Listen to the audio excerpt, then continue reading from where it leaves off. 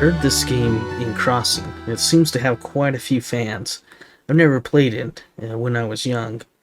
However, I do remember when I first tried playing it several years ago. I didn't get very far then, but however, since a viewer's comment suggested it, I thought it was time to finally just check out this game and see what it's all about. As usual, I like to play through it all the way through and do a recent run so I can get a good feel for it. So let's check it out.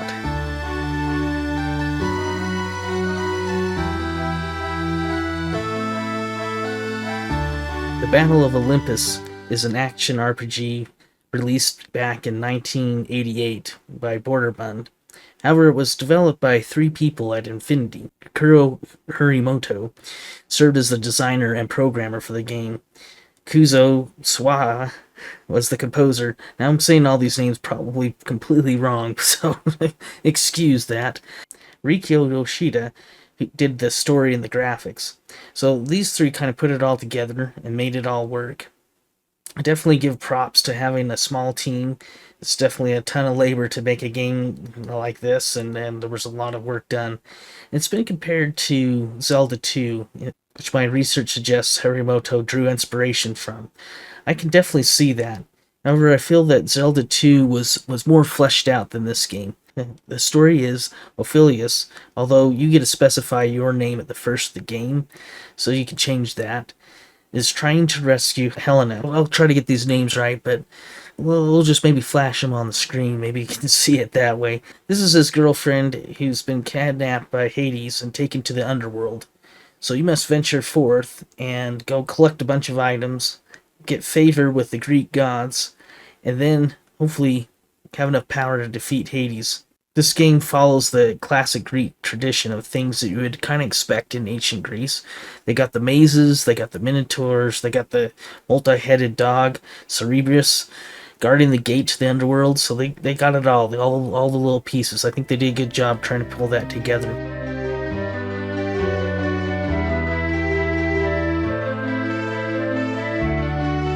The game is broken up into ancient lands where you kind of run around, collect items, and gather info. To get from area to area, you must travel through and kind of find an exit point that gets you to the next place of the map. Later in the game, you can use a harp that calls Pegasus that'll take you, kind of teleports you to certain areas from one area to another. And you can only use the harp in special locations where they have sunblocks. Get prepared to kind of make some long travels, kind of take the long road from place to place, which is often the case in this game.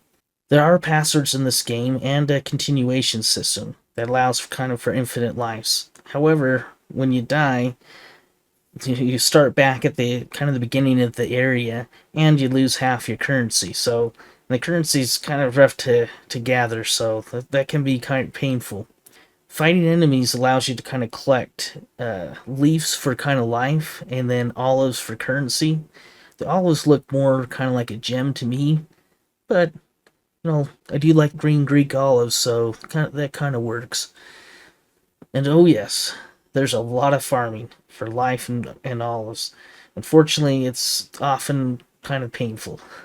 But let's check out the items and kind of see what they are, what you need to collect. First item here is we got Apollo's harp, which can call Pegasus from sunblocks. It kind of allows for some teleportation to one area to another.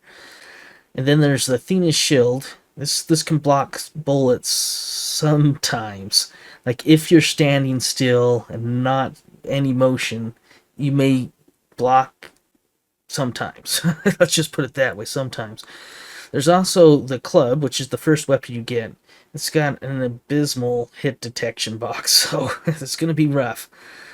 Then there's crystal balls. These kind of show hidden blocks or passageways, kind of doors, so you'll definitely need that.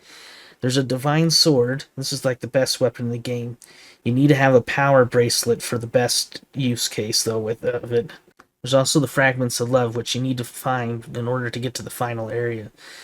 And then there's the golden apple, which is one of my favorites because it reduces the damage, which you'll very much need in the game. However, it comes about halfway through.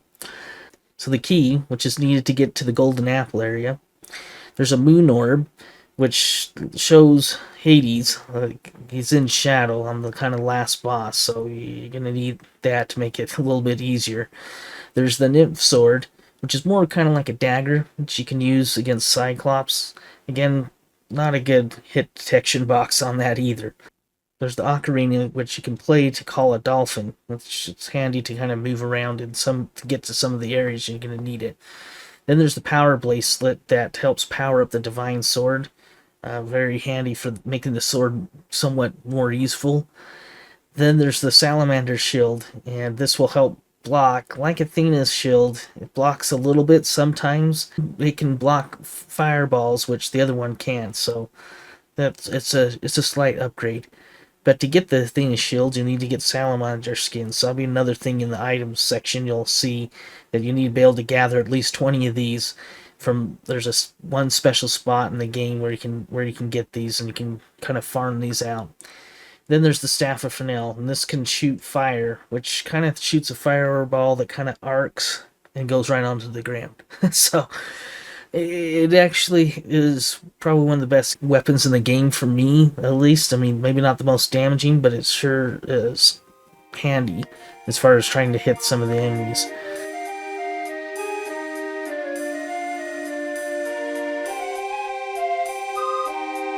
Alright, let's go through the areas here a little bit. Let's kind of walk through this game, because there's a lot to it. When people talk about it, they don't talk about the full thing, so it's good to kind of understand the game as a whole.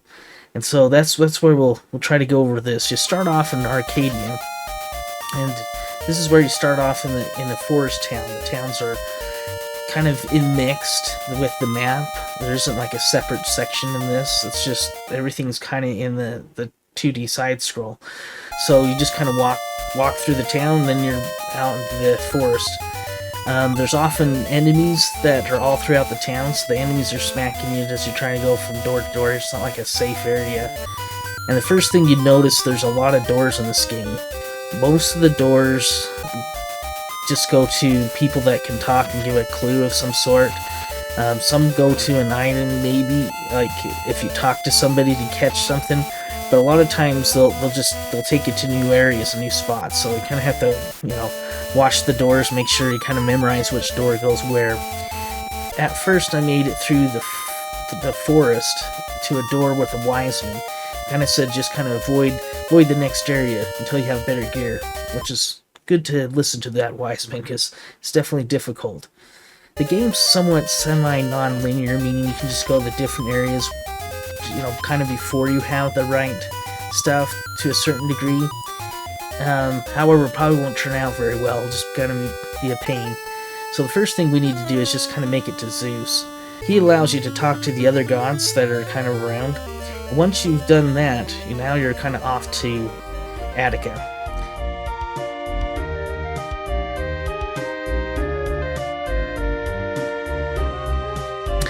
In Attica, you start off in the town.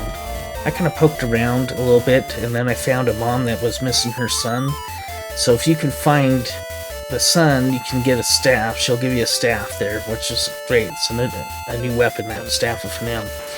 But before you can do that, you have to first find Athena, and then pick up a shield. So you talk to Athena, and then she'll give you the shield, but as long as you've talked to Zeus first.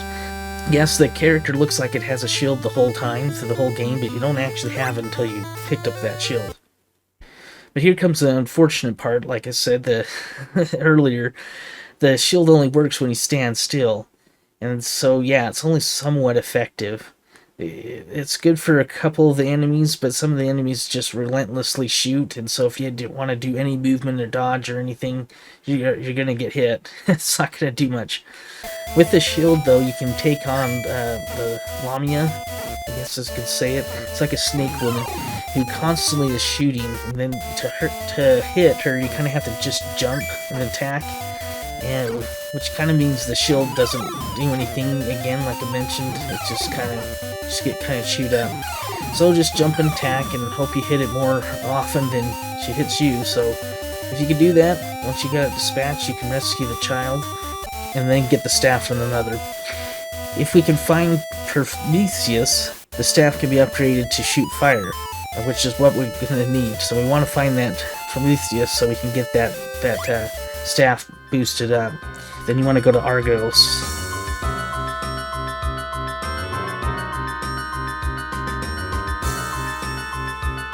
It's time to go to Argolis and then so back to that old timer in Arcadia. We should be ready for that level now that we've got the right equipment. The first goal is in this area is to go to the Temple of Hermes. It's a bit of a maze to get in this area. You have to kind of go through some caves and making sure you get to the right caves so you don't get looped around. But once you find the right doors, you can find Hermes. But you get in there and it says Hermes is, went to Zeus's temple. So now you got to go back to Zeus's temple. So it's kind of a wild goose chase. I stopped and picked up Ambrosia, which extends your life, both heals you up and extends your life. So you definitely want to pick up as much of that Ambrosia stuff as you can find. And it's kind of scattered throughout the game, so we can just pick some of it up. At Zeus's, once you get back to Zeus again, you can then pick up the sandals, which makes jumping much better. You can now jump a little higher. Before that, the jumping's a little bit short. Most of the time, you have to make a running jump to hit a lot of the ledges. However, it does have one annoying factor that you both need, but it's hard to work with, and that is that it can flip you upside down up onto the ceiling. And then now you're kind of upside down on there, and that happens in some cases. And it's really hard to kind of control, at least it was for me. But once you got it, you head off to the next area.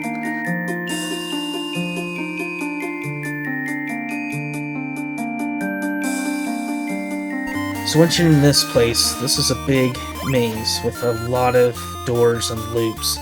So you're going to have to really pay attention to where you are at. Don't, watch a map, take a map or something, and just make sure you're catching the right doors. Otherwise, you'll be looping around and around, trying to figure out what doors you're at. The doors are kind of hidden between the trees, so you have to kind of just assume you can get into them between the trees.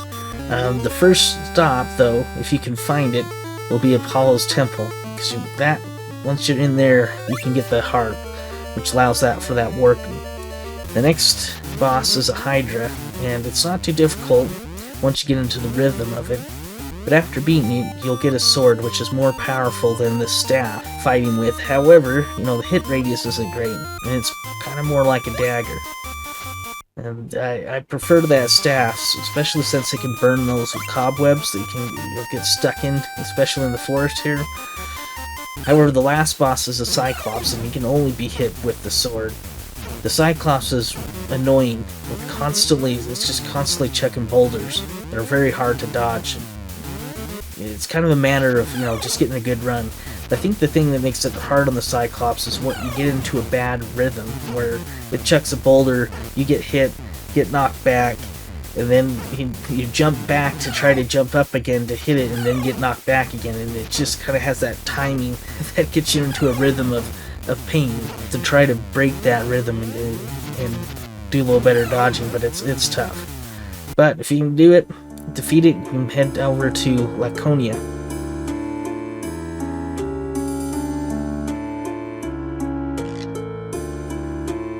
In Laconia, the enemies kind of ramp up in difficulty, a lot. That's how there's birds flying over and dumping stuff on you constantly. There's monkeys jumping around, and there's stuff on the ground, and you just seem to... It's, again, very hard to hit. They're just relentless, though. Those the birds especially are just constantly dumping stuff on you right where you need to be, so you're trying to dodge them constantly. I was trying to use the sword at the first, but it was really rough. If you jump back and use the staff, at least the flame can kind of hit the stuff on the ground a little bit, and that helps a lot. This isn't too much of a maze, though, in this level, where it's mostly just kind of getting through and finding things. But there is, hidden items. One of them is the flask. It's kind of hidden between the columns. And there's a couple bosses as well. First boss is the Cyclops, which is, again, very annoying to dodge, just like the first one. and you get into that hit rhythm once again.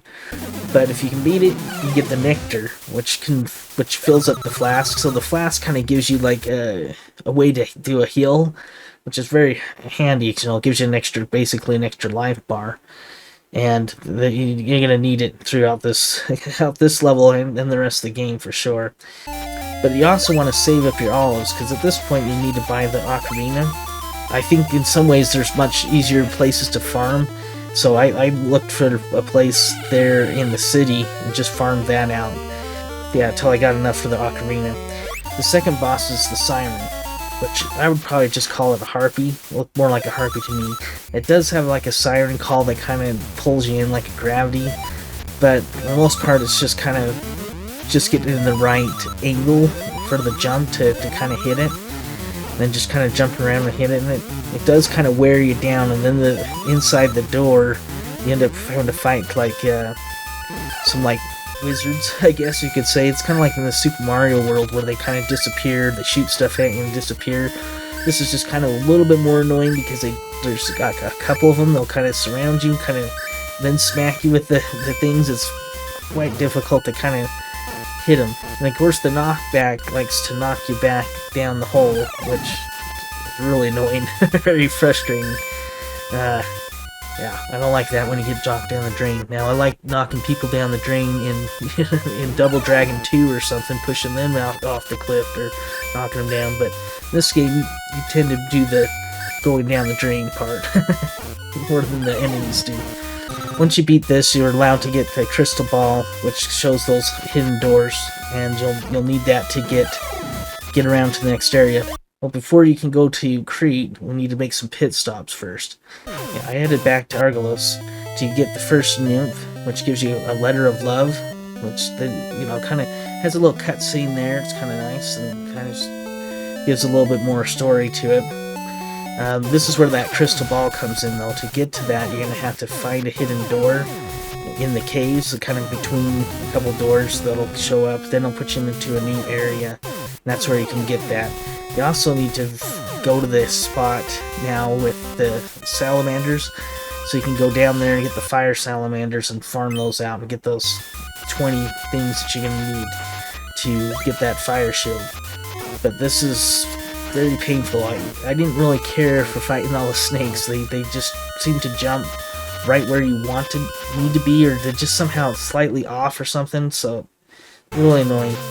It's like you just kind of have to kind of inch your way along, get a few saves or something, get a little, hill up. At least there's a hill section in that area where you're just constantly just kind of grinding it through to get those. Once you do, head over to Phthia.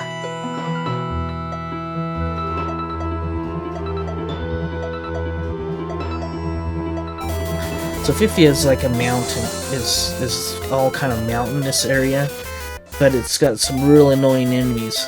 Not only does it have the birds flying through, but it's also got these other enemies that are just right on the jump. It's got a lot of jumping and a lot of holes.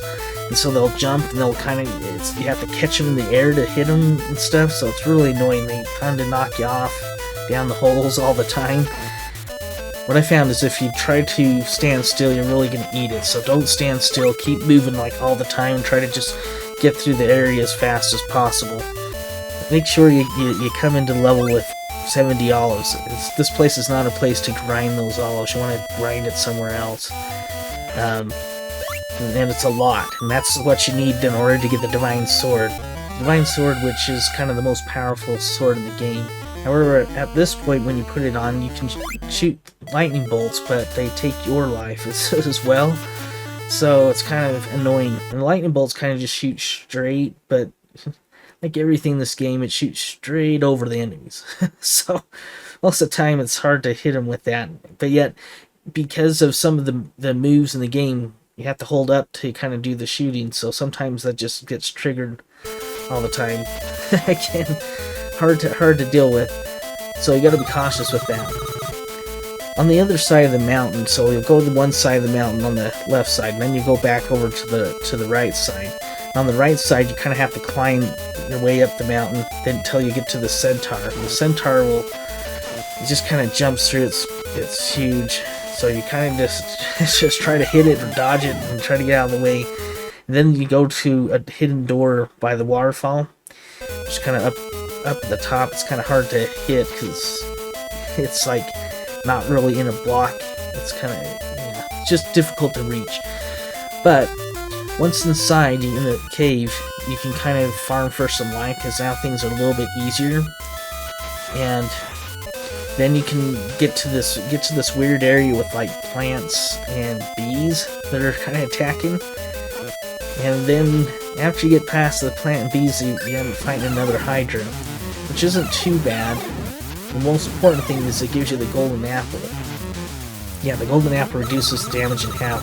It's extremely handy, especially at this point. You definitely need it. Once you have that, and you got hopefully that other letter from the nymph, you'll be in good shape. Just head back down the mountain and back to Crete now.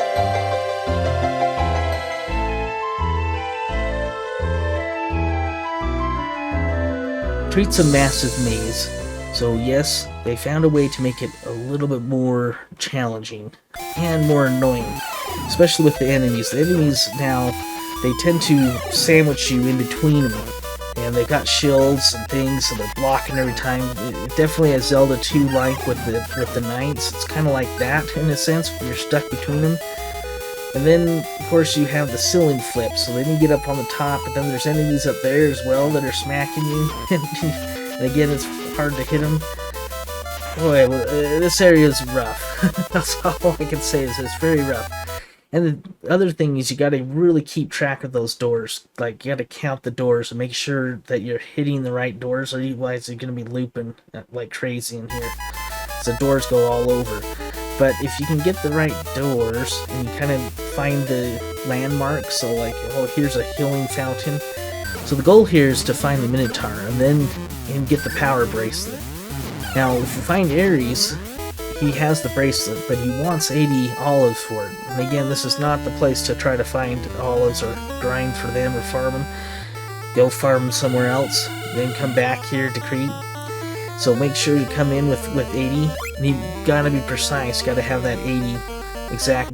I didn't want to displease Ares, so I gave him his 80 olives and picked up that power bracelet. So once you have the power bracelet, it gives up the divine sword a little bit more power, attack power, and makes it so you can shoot lightning bolts as often as you want. It doesn't take life now. But, unfortunately, many of the enemies, they block the lightning bolts. They just block it with their shields, so it doesn't help that much. It can help, though, with some of the flying enemies that are flying around.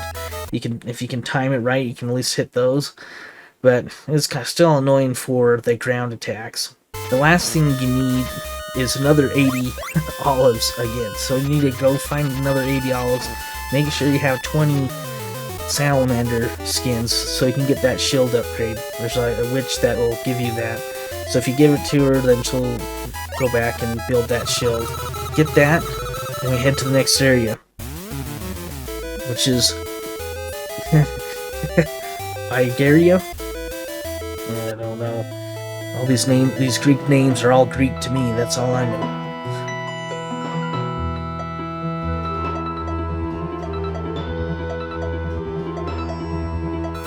Alright, Arcadia. It just keeps getting more painful.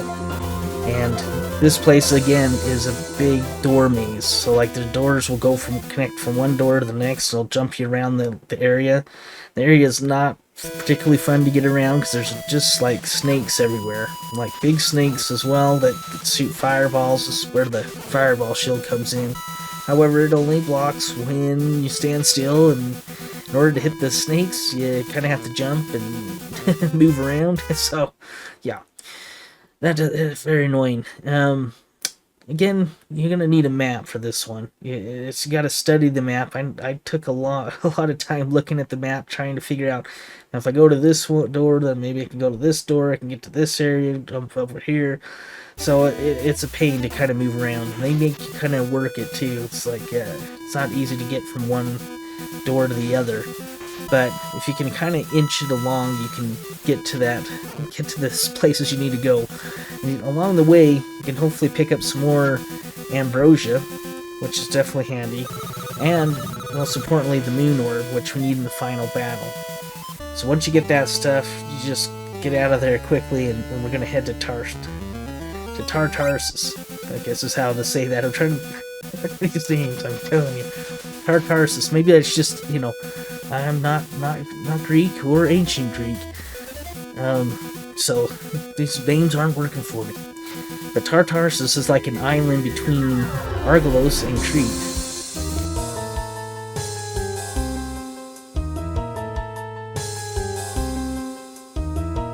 As you get to the island, it's kind of floating up there. You gotta ditch that dolphin and then head on in. Now, if you remember one of the random comments of one of the people in there, they start talking about go left, left, left, right, right, right, left, left, left. And this is the part where you need it. There's kind of a couple doors to choose from, and you want to follow that pattern of going left, left, left, then right, then left again or something, and that will get you out. If you don't follow that, then you're going to be fighting boss after boss after boss to going through there. But if you make it, then you'll just fight the famous kind of three-headed Cerberus to get into the final area. I don't know, they had a hard time making the graphics look right with the 3 heads, I think, so they kind of went with 2, but let's use our imagination. That's okay. We can do that. After you get past the 3-headed dog, you can get into the final area. In this place is a jungle. Literally a jungle. And there's, of course, a maze of doors, and you have to snake your way through the level. There's one door that gets here, and you have to watch that. Again, this is where you gotta really pay attention to the map. Make sure you get you the right door to the right places, otherwise you can definitely get turned around. Had to make, again, really slow process, kind of working my way through. There's several pit stops now along the way, and some of the doors have people in them, and the people in them will heal you up.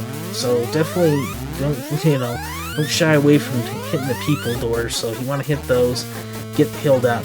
Also make sure to have 30 olives probably before you come into this level, because again, not easy to farm in.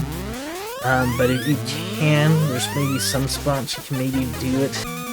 If you have 30 olives, then you can buy some nectar right close to where you can go to the boss. So that's very handy, just topping it up. Yeah, before the final boss, you pass Helena's statue. But first, we gotta defeat Hades. And Hades is tricky, so at the very first, you want to use that moon orb. And that'll show his shadow, so kind of have that shadow battle, just like in Zelda 2.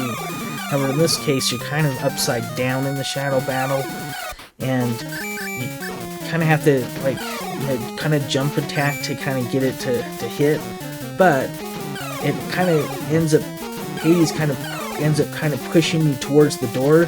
And then, of course, what are you trying to do? Jump up and push up so you can shoot your lightning bolt, which will push you back through the door, which again resets the boss. So it's really annoying as he kind of pushes you back through the door, pretty much. But one thing I found that you can do is if you kind of just ground attack, you can't hit Hades, but it will kind of push Hades back. So just use that to kind of reset him. So then you can reset and then hit attack on the top and kind of make that work. But definitely was a wave of relief after I beat Hades. Then you go back to Helena and the much needed sunrise as they close out the game. Now let's go to the scores.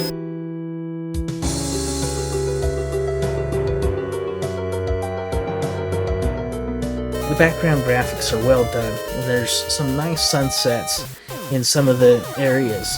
The characters are pretty well done as well, but however, some of the enemies they can be a bit dodgy. Let's say, and some of their sprites are a little weird. I didn't feel like anything really stuck out, but they weren't really bad either, so it's kind of, they were kind of right in the middle. I gave the graphics probably a B+. They're actually pretty reasonable, and some of the better graphics for the NES. They're pretty good. There are mainly 2 songs that I liked in this game. There's the title screen, and then there's like the box toccata, if I pronounced that one even right, which I kind of know from my tracker days as Soft Hunter. That's how I know it. But the rest of the music I found kind of in the game a bit repetitive and annoying. Not that great. Most of the stuff wasn't very good, but if you get those first two, that title screen and that, not bad. And however, some of George's arrangements, which we've been kind of listening to through this review, those kind of changed the musical score for me a little bit. However, I'm still giving this a C. Now let's talk about gameplay. First, the jumping is not good. It's hard to make the jumping, especially at the very first. You have to run, then jump in order to reach a lot of the ledges. You can't just jump to reach them, so that's not fun. Later you get those sandals, like I said, and then your jumps are higher, and then the platforms are pretty easy to reach. However, that flipping was really such a pain to get working right. Sometimes you flip and you get stuck up there and you can't flip down. It's like you're trying to hold B and up and things to get it to flip back. I just found that to be very, very difficult to control. And so that flipping, I didn't like it. And while it was clever in the game, it wasn't great. And I just constantly got stuck on the ceilings in Crete. I spent way too long trying to get off the ceiling, get back down, or go from the down back up. It was not good. I still, even after playing this for quite some time, I still don't know how it works. However, the most annoying thing in this game is definitely the enemies. What makes them so annoying is just that you can't hit most of them. You can't just stand up and hit them. You always are crouching down trying to hit them, but even when you're crouching down, you have to wait for them to jump just right, so you hit them. You can't just hit them. It's that hit detection just makes this game a sludge to go through. It's not fun. It's really kind of annoying. It makes it very frustrating. The bosses also, too, they have no break in them to dodge. They're just constantly firing stuff or throwing something. There's no real room to do much dodging. You just have to slug it out with them and hope you do more damage than they do. And that's often what it is. And that was most of the bosses are just like that. And really not... they weren't really fun to play through that way. The weapons are just have too small of hit radius, so they just miss the enemies most of the time. Those worms too at the first, and I think that's what threw me off when I was trying to first look into this game years back. I probably looked at it and go, oh, this looks interesting, but then I got to the worms and I'm like, can't seem to hit the worms. Can't hit them when I'm down, can't hit them when I'm up. I have to hit them right in the air or when they jump. So, really kind of annoying. The snakes, they jump through you, like in the game. You're constantly getting knocked back. It's not so great. And those birds are so brutal in the game. Just throwing the rocks at you, and they do a ton of damage when the rocks hit you. So, you're constantly trying to dodge it. It's terrible. And the enemies with shields are painful to hit, like you just can't hit them. Just feel, very Zelda 2-like. They're just constantly up and down. I think in Zelda 2, the only thing that's saving grace in that is sometimes when you get the down attack. If you can get that down attack, you can at least start to kind of smack him in the head a little bit. But this game, you don't have that, so yeah, good luck. The knockback also in this game is terrible, because you can't do anything in the knockback. You get hit, and then you kind of do the slow knockback. So you get that invincibility a little bit, but because you're knocked back and you can't do it, you can't move, you just get knocked down the drain most of the time, knocked off the screen.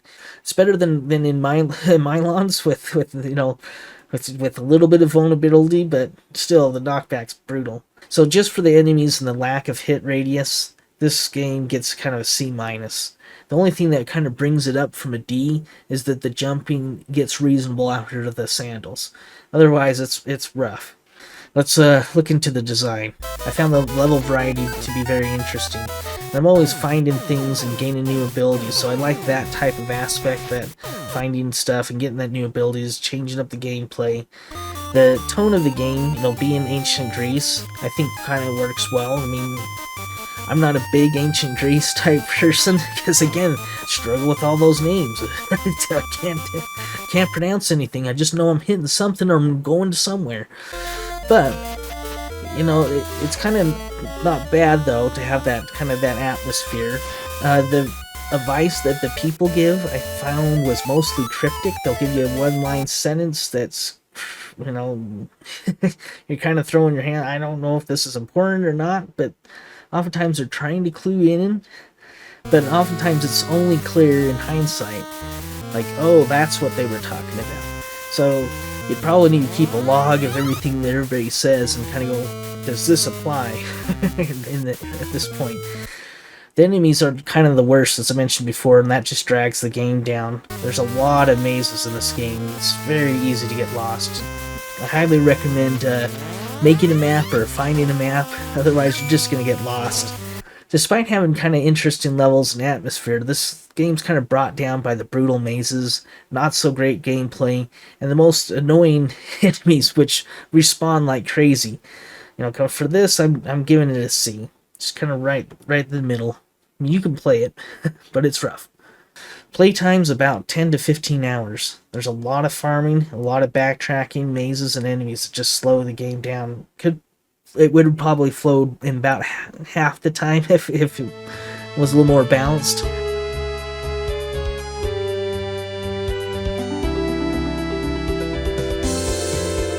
Alright, let's wrap this up.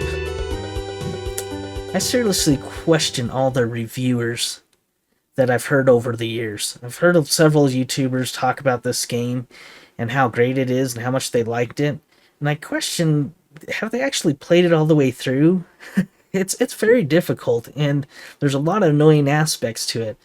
I suppose comparing it to Zelda 2, aspect is kind of fair, but I don't feel like it's quite as fun as Zelda 2. There's a lot of other aspects in Zelda 2 that it just doesn't have.